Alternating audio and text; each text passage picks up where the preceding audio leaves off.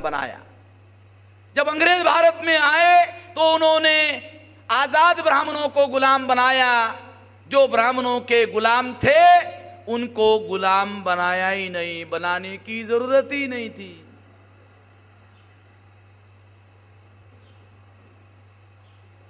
अंग्रेजों ने जो आजाद थे ब्राह्मण उनको गुलाम बनाया, जो ब्राह्मणों के गुलाम थे उनको गुलाम बनाने की जरूरत ही नहीं थी। जब अंग्रेज भारत में आए तो हम दोहरे गुलाम हो गए, ब्राह्मण अंग्रेजों के गुलाम हो गए। हम तो पहले से ब्राह्मणों के गुलाम थे, अर्थात हम गुलामों के गुलाम हो गए। ब्राह्मण अंग्रेजों के गुलाम, हम ब्राह्मणों के गुलाम। अंग्रेजों के विरोध में आजादी की जंग चली, ब्राह्मण आजाद हो गए। जो ब्राह्मणों के गुलाम थे 15 अगस्त को ब्राह्मण आजाद हो गए, जो ब्राह्मणों के गुलाम थे वो आजाद नहीं हुए। ये समस्या थी। इस समस्या के लिए बाबा साहब अम्बेडकर ने अपने आजादी का आंदोलन अलग रखा था और अंग्रेजों को कहा कि ट्रांसफर ऑफ पावर को मैं मान्यता देने के लिए राजी नहीं हूं, मैं संविधान को भी मान्यता देने के लिए राजी नहीं हूं, ऐसे किसी संविधान को मैं मान्यता देने के लिए राजी नहीं हूं जो हम लोगों को संवैधानिक अधिकार देने के लिए तैयार नहीं है। हम ऐसे लोगों को, ऐसे संविधान को, ऐसे किसी संविधान को मान्यता देने के लिए राजी नहीं है। बाबा साहब अम्बेडकर बंगाल से संविधान सभा के लिए चुनाव होता है। गांधी और कांग्रेस ने प्लान बनाया कि अम्बेडकर को अगर चुनाव में परास्त कर दिया जाए तो अंग्रेजों को समझाना आसान हो जाएगा कि अम्बेडकर के साथ कोई है ही नहीं, लोग ही नहीं है। अगर अम्बेडकर चुनाव में हार जाते हैं, गांधी और कांग्रेस ने प्लान बनाया। क्या प्लान बनाया? कि अगर अम्बेडकर चुनाव में हार जाते हैं तो अंग्रेजों को समझाना आसान हो जाएगा, अम्बेडकर के साथ कोई लोग ही नहीं है, जो थे वो कांग्रेस के साथ आ गए हैं, उन्होंने गांधी जी का नेतृत्व मान लिया है, ऐसा कहने का, बोलने का अवसर मिलेगा। इसलिए 46 को चुनाव हुआ और बाबा साहब अम्बेडकर महाराष्ट्र से चुनाव लड़ने की बजाय बंगाल गए। बंगाल के लोगों ने बाबा साहब अम्बेडकर को संविधान सभा पर चुनकर भेजा।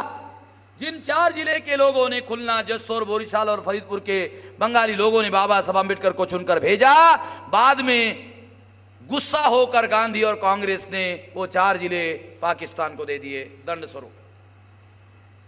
ये आज़ादी का जो लड़ाई है, ये लड़ाई, ये सारी कहानी, इतिहास जब तक नहीं समझोगे आपको कुछ पल्ले पड़ने वाला नहीं है, आपको कुछ समझ में आने वाला नहीं है। ये शह और मात देने का जो खेल चल रहा है, इसमें जो शह और मात का खेल खेल रहे लोग हैं, आजादी का आंदोलन का लड़ाई चलाने वाले जो लोग हैं, वो किसी को कुछ देना नहीं चाहते थे।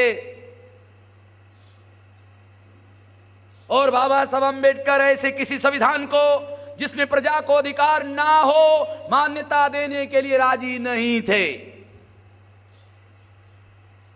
जब बाबा साहब अम्बेडकर संविधान सभा पर चुनकर गए तो गांधी और कांग्रेस की वो योजना विफल हो गई और मजबूर होकर गांधी और कांग्रेस को बाबा साहब अम्बेडकर को मान्यता देना पड़ा।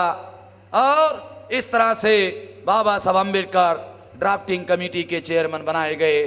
बाबा साहब अम्बेडकर संविधान सभा के अंदर जो एक कमेटी थी, संविधान लिखने वाली प्रारूप समिति, संविधान लिखने वाली कमेटी जिसको अंग्रेजी में ड्राफ्टिंग कमेटी कहते हैं, उस कमेटी का चेयरमैन बनाया गया।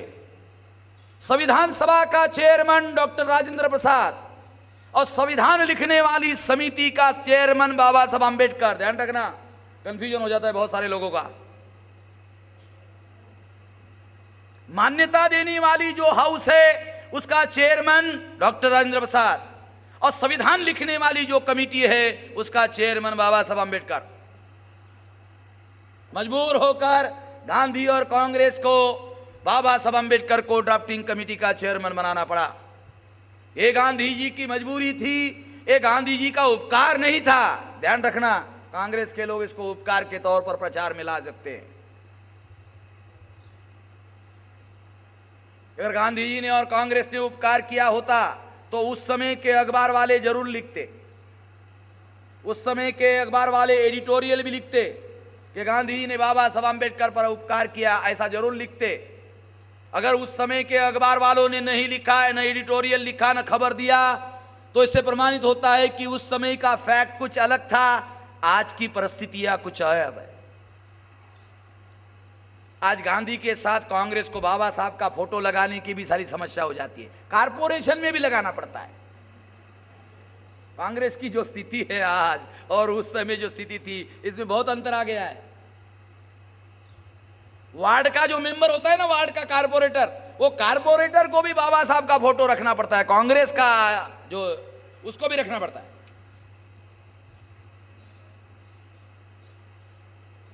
ये परिस्थिति में जो बदलाव आया हुआ है, ध्यान रखो। इसलिए कांग्रेस के लोग ऐसा प्रचार कर सकते हैं कि ड्राफ्टिंग कमेटी का चेयरमैन बाबा साहब आम्बेडकर को गांधी ने उपकार के तौर पर बनाया। गलत, 200% गलत। ये पॉलिटिकल डिसीजन था, ये पॉलिटिकल डिसीजन था।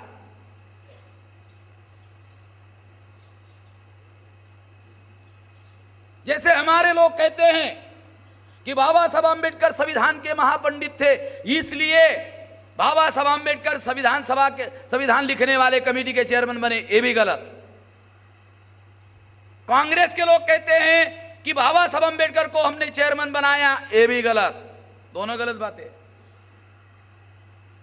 इतिहास क्या कहता है? इतिहास कहता है कि मजबूर होकर बाबा साहब आम्बेडकर को ड्राफ्टिंग कमेटी का चेयरमैन बनाया गया, क्योंकि बाबा साहब आम्बेडकर इसकी वजह, अगर ऐसा नहीं होता तो उन्होंने घोषित किया था कि हम संविधान को मान्यता देने के लिए राजी नहीं है। और इस तरह से साथियों संविधान बनाया बाबा साहब आम्बेडकर ने। जो आज़ादी से हमारे लोग आज़ाद नहीं हुए थे, देखना दो बातें, आज़ादी से वो आज़ाद हो गए थे, हम नहीं। जो लोग आज़ादी से आज़ाद नहीं हुए थे, उन लोगों की समस्या बाबा साहब आम्बेडकर के सामने थी।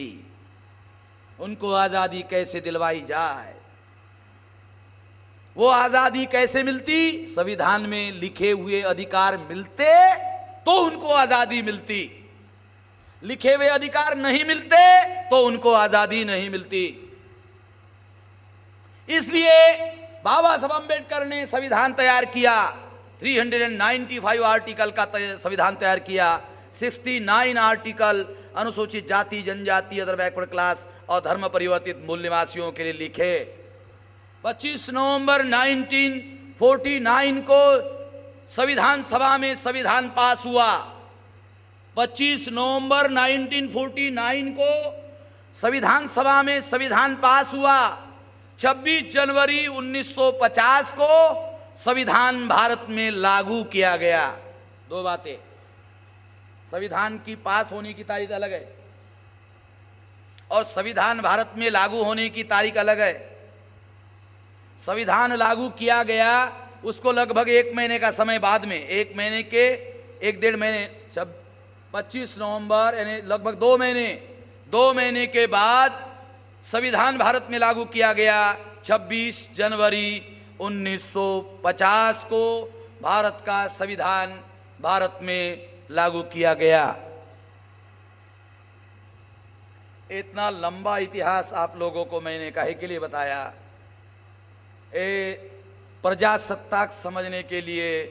ये जो आज़ादी के आंदोलन में ये सारी बदमाशी चली, ये जिन लोगों ने बदमाशी चलाई, वो लोग क्या आप लोगों को जो संवैधानिक अधिकार मिले, उस संवैधानिक अधिकार के लिए वो जो सहमति ही नहीं थे, मजबूरी थी, जो सहमति नहीं थे, वो लागू करने के लिए आज़ाद भारत में उन्होंने जो बदमाशी की, उससे प्रमाणित होता है। साथियों, 26 जनवरी 1950 को संविधान लागू हुआ। पहले क्या था? 650 संस्थान थे, संस्थानिक राजा होते थे, 650 संस्थान थे भारत में। संस्थानिक राजा होते थे, राजा के घर में राजा पैदा होता था, रानी के पेट से राजा पैदा होता था, राजा अपने गद्दी का उत्तराधिकारी घोषित करता था।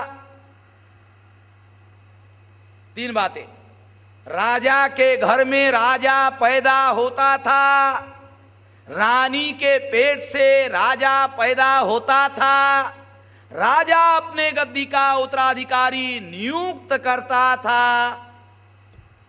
26 जनवरी 1950 के पहले, 26 जनवरी को क्या हुआ? 26 जनवरी को संविधान लागू हुआ और लागू होते ही भारत को